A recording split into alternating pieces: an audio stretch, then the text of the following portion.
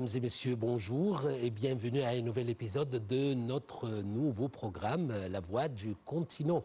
Alors, mesdames et messieurs, il s'agit d'un nouveau rendez-vous consacré à l'Afrique.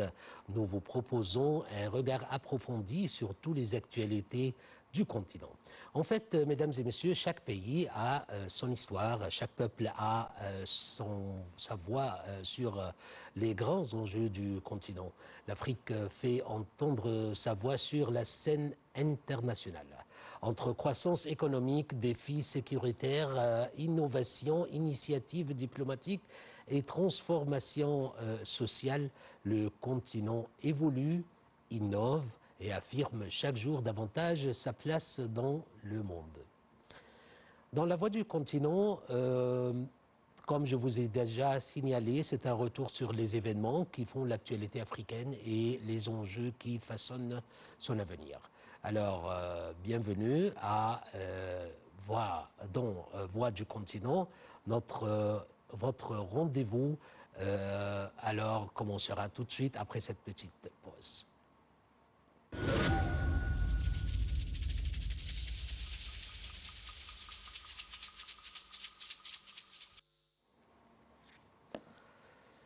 Mesdames et messieurs, on commence par le Soudan. Au Soudan, le haut-commissaire des Nations Unies aux droits de l'homme, Volker Turk, a lancé une alerte rouge face à la dégradation de la situation dans la ville d'Al-Obeid.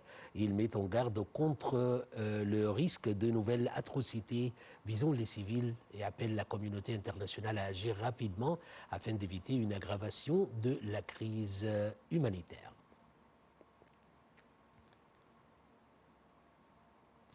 En République démocratique du Congo, les autorités ont mis en place des crèches spécialisées à Bunia pour accueillir les enfants dont les parents sont atteints du virus Ebola.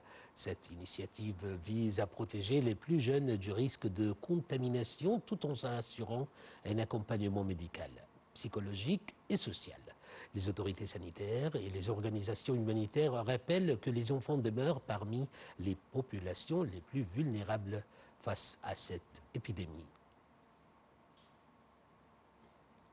En Tunisie, les exportations vers les pays du COMESA ont progressé de 50% au cours des 6 dernières années, une hausse qui reflète le renforcement des échanges commerciaux entre la Tunisie et les pays membres du marché commun de l'Afrique orientale et australe dans un contexte de coopération économique croissant.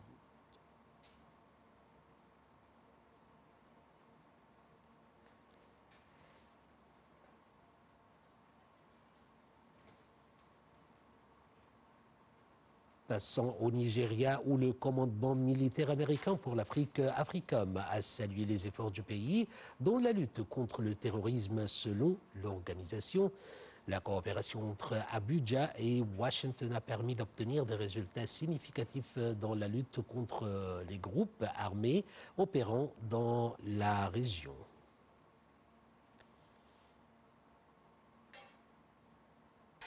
Et en Afrique de l'Ouest, la communauté économique des États de l'Afrique de l'Ouest, la CEDEAO, a lancé un appel à une mobilisation renforcée face à la progression de la toxicomanie.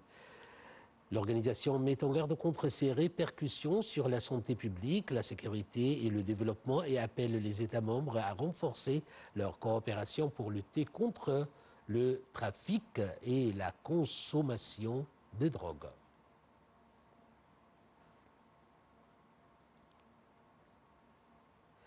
Et enfin, dans le mondial 2026, l'Égypte et le Maroc poursuivent leur belle aventure.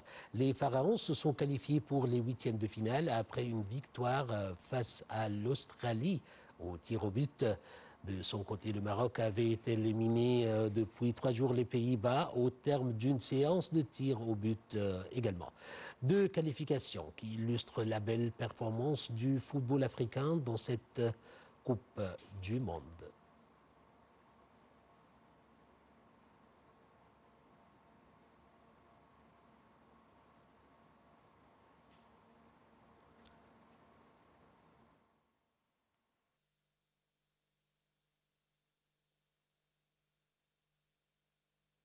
Mesdames et messieurs, après ces petites informations, je vous laisse dans une petite pause.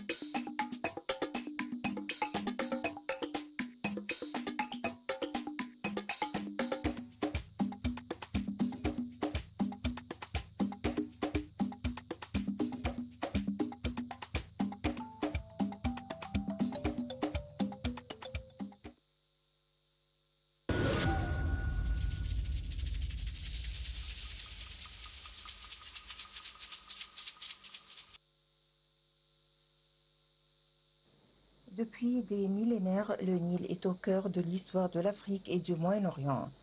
Plus long fleuve du continent africain, il traverse 11 pays avant de se jeter dans la mer Méditerranée après avoir parcouru près de 6650 km. Le Nil prend naissance grâce à la rencontre de deux grands affluents, le Nil blanc et le Nil bleu. Le Nil blanc est alimenté par le lac Victoria dans la région des Grands Lacs africains, tandis que le Nil bleu prend sa source au lac Tana sur les hauts plateaux d'Éthiopie. Les deux cours d'eau se rejoignent à Khartoum, la capitale du Soudan, où ils forment le Nil qui poursuit ensuite son trajet vers le nord jusqu'à l'Égypte. En territoire égyptien, le fleuve traverse le pays du sud au nord avant de se diviser en deux bras, Damiette et Rosette, qui se jettent dans la mer Méditerranée et forment le delta du Nil, l'un des plus fertiles au monde. Depuis l'Antiquité, le Nil est considéré comme une source de vie. L'historien grec Hérodote résumait déjà son importance en affirmant que l'Égypte est un don du Nil, une formule qui illustre le rôle essentiel du fleuve dans le développement de la civilisation égyptienne. Au-delà de son héritage historique, le Nil demeure aujourd'hui une ressource stratégique. Il fournit l'eau nécessaire à l'agriculture, à la production d'électricité, au transport fluvial et à la vie quotidienne de millions d'habitants. À l'heure où les besoins en eau augmentent et où les défis climatiques se multiplient, le Nil reste un enjeu majeur de coopération entre les pays de son bassin.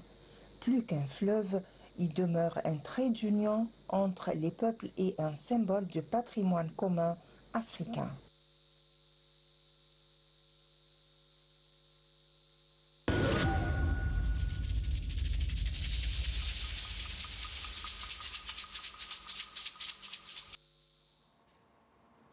Mesdames et messieurs, de retour au studio alors, et comme chaque épisode, nous aurions un sujet principal pour en discuter. Alors aujourd'hui, on parle du Soudan.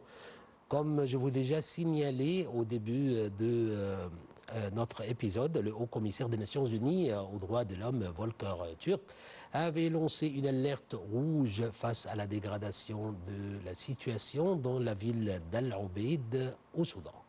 Pour plus de détails, je vous laisse avec ce commentaire. La situation continue de se dégrader au Soudan, où les combats restent particulièrement intenses dans la région du Kordofan.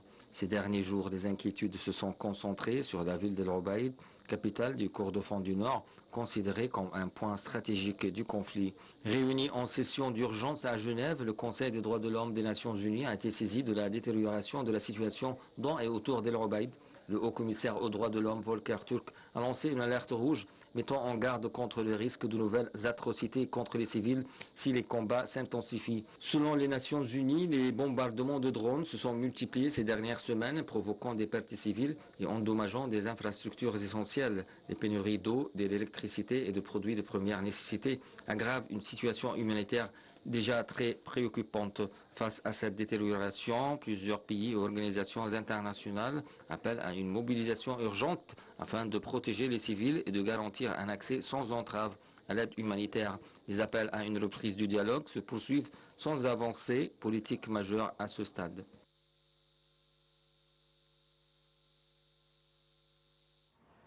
Et dans ce contexte, mesdames et messieurs, nous avons le plaisir d'avoir en ligne M.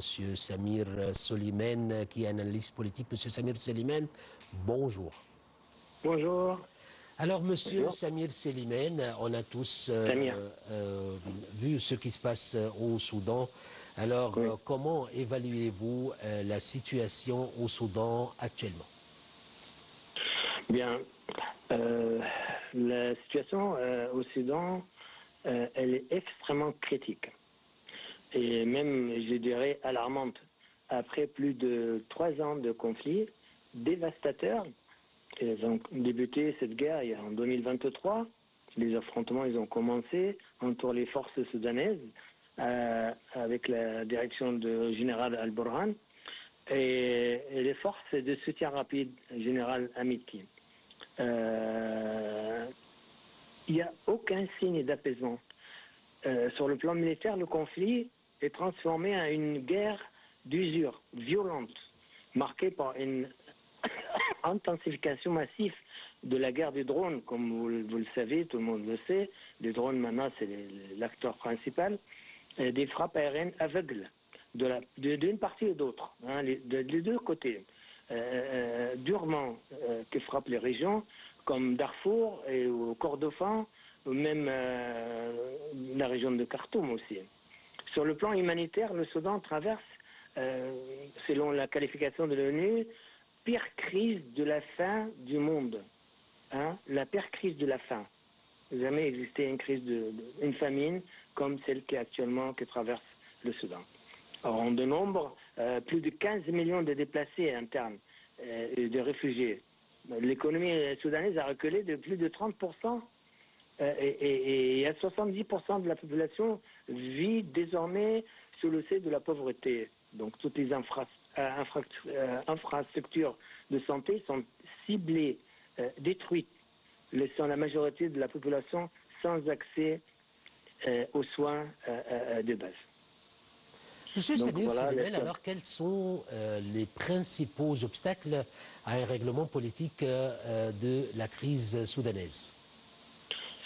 Donc le blocage politique s'explique par plusieurs facteurs qui sont interconnectés, bien entendu.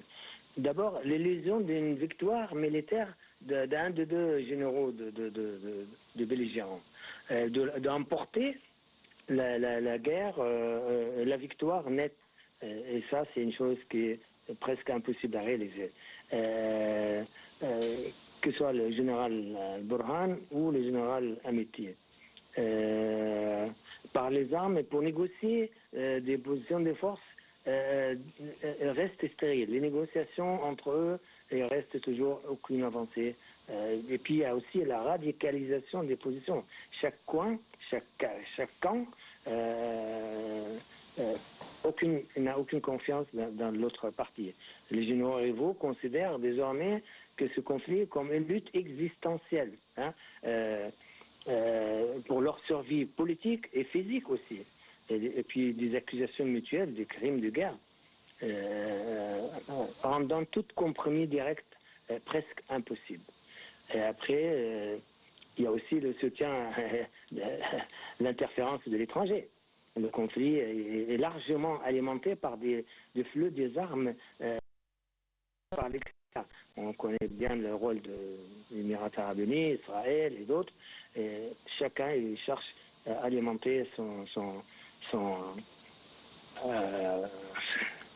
parti ou son interlocuteur par les armes, les drones et les pièces détachées et tout. Donc l'interférence des forces étrangères complique beaucoup la mission. La provision en drones, surtout, matériel militaire, comme on a cité, de transformer le Soudan en un théâtre de guerre par procuration. Donc les forces soudanaises, ils font la guerre au nom de forces extérieures, hein, qui les alimentent de l'argent, matériel, de pièces détachées, peut-être des hommes, on ne sait pas. Enfin, tout ça, ça dilue l'impact d'une pression politique. Ça rend la pression politique presque inexistante. En même temps, la fragmentation de l'initiative de la paix multiplie les processus comme à Jeddah ou l'Union africaine ou l'Union européenne, tout ça permettant aux belligérants comme rien, ils n'ont aucun rôle concret pour stopper cette hémorragie. Donc voilà la situation par rapport à l'état actuel. Très bien. Docteur Samir Suleiman, alors dans quelle mesure les efforts régionaux et internationaux peuvent-elles contribuer à mettre fin à cette escalade et à protéger même les civils au Soudan? Bien entendu, les efforts internationaux ont un rôle crucial à jouer, mais leur efficacité dépend de leur unité et leur fermeté. Par exemple, l'imposition des sanctions ciblées, un embargo sur les armes, des instances comme l'Union européenne, les États-Unis ont renforcé les sanctions et les sanctions aussi financières contre les dirigeants des deux camps. Pour que cela fonctionne, la communauté internationale doit asphyxier financièrement les belligérants. Donc il faut que les ressources financières soient stoppées, asphyxiées de manière stricte, et un embargo sur les armes pour stopper la production de drones, par exemple, qu'on en a parlé. Et puis aussi, il faut créer un corridor humanitaire sécurisé. La diplomatie internationale doit forcer l'établissement un trêve local et exiger l'arrêt immédiat des hostilités pour pouvoir passer l'aide humanitaire de chaque côté. Le mécanisme international de surveillance doit envoyer une force de protection des civils qui font l'objet régulièrement des discussions à l'ONU, mais on n'a pas de concret sur le terrain entre les belligérants. Et puis il y a une pression sur les parrains extérieurs qu'on a cités tout à l'heure. Il faut mettre la pression sur ceux qui alimentent cette guerre, les parrains, que j'appelle les parrains. Reste une pression diplomatique directe sur ces pays tiers qui alimentent la logistique, les guerres, les pièces, les drones et autres. Et ça pourrait donner des résultats concrets, mais qu'on arrive à maintenir une telle intensité de combat, il faut quand même des mesures très drastiques. Monsieur Comme je viens d'expliquer. Oui, je vous écoute. Voilà, donc comme je viens de citer, il faut plusieurs axes, comme vient de citer, sur pas mal d'axes, pour pouvoir encercler le problème de chaque côté qui paraissent importants de le signaler. Très bien. Alors, docteur Samir Suleiman, peut-on espérer une issue politique à cette crise soudanaise? Oui, mais ne prend pas un résumé à un simple partage de pouvoir. Une sortie de crise, ça veut dire qu'on partage le pouvoir entre les deux belligérants, les deux généraux. Hein. Ça a déjà échoué, ces tentatives. Une issue politique durable, impérativement, doit inclure une tentation, une transition vers un pouvoir civil fortement réclamé par la société civile soudanaise, la communauté locale. Unifier les forces d'armée aussi. Il ne faut pas qu'il y aura plusieurs armées sous commandement unique, bien entendu, le commandement de la force officielle soudanaise. Voilà, l'intégration des forces de général Amitié à la force soudanaise d'origine qui est sur place. Et puis, il faut quand même aussi un mécanisme de justice transitionnel pour juger les atrocités commises aussi.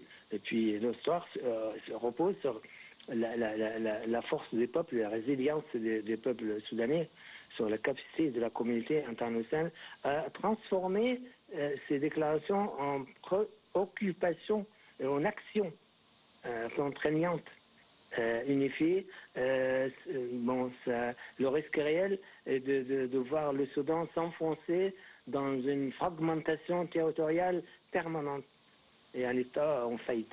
Donc voilà, c'est ce qu'on arrive à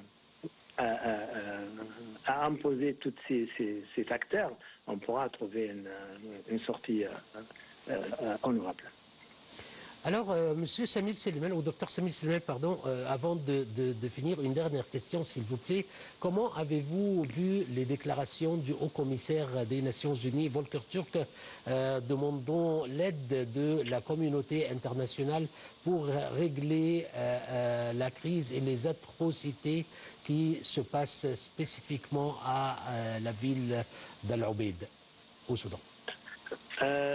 Des déclarations qu'on a déjà vues, entendues, ça va dans le bon sens, sauf qu'il faut les mettre en œuvre. Il faut que les forces extérieures qui puissent exercer une pression diplomatique, militaire, économique et autres sur les belligérants arrivent à exercer leur rôle en toute liberté. Les grandes puissances, bien entendu, la première puissance américaine, et aussi les puissances régionales qui sont tout autour du Soudan. Les puissances arabes, l'Égypte, les Émirats arabes unis et l'Éthiopie, toute une gamme de puissances qui sont déjà liées de près ou de loin de problèmes soudanais. Donc les déclarations, ça va dans le bon sens. Elles déclarent qu'il y a énormément d'enfants qui sont morts. Il y a des atrocités qu'on n'a même pas envie de les citer, tellement c'est flagrant qu'il y a déjà vu des viols pour des filles, de tout. Il y a tout. Il y a toutes les atrocités des guerres, mais à très grande échelle. Est-ce qu'il y aura des oreilles qui vont entendre ça et vont agir en conséquence? C'est toute la question, elle est là. Donc, moi, je trouve que c'est très bien, c'est intéressant, c'est positif. Maintenant, il faut passer à l'acte.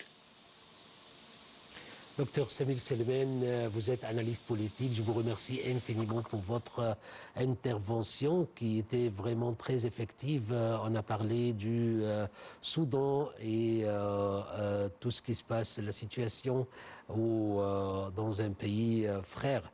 Alors, je vous remercie. Je vous souhaite une très belle soirée. Mesdames et messieurs, je vous laisse avec une petite pause.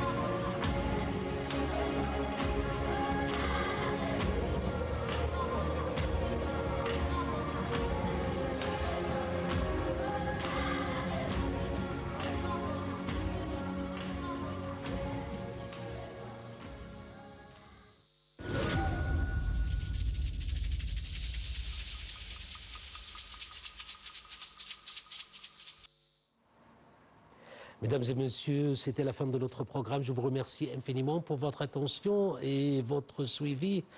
Restez toujours sur Nile TV International et concernant notre programme, suivez-nous, la voix du continent, la voix d'une Afrique qui innove, qui progresse et qui construit son avenir. Mesdames et messieurs, vous souhaitons une très belle journée.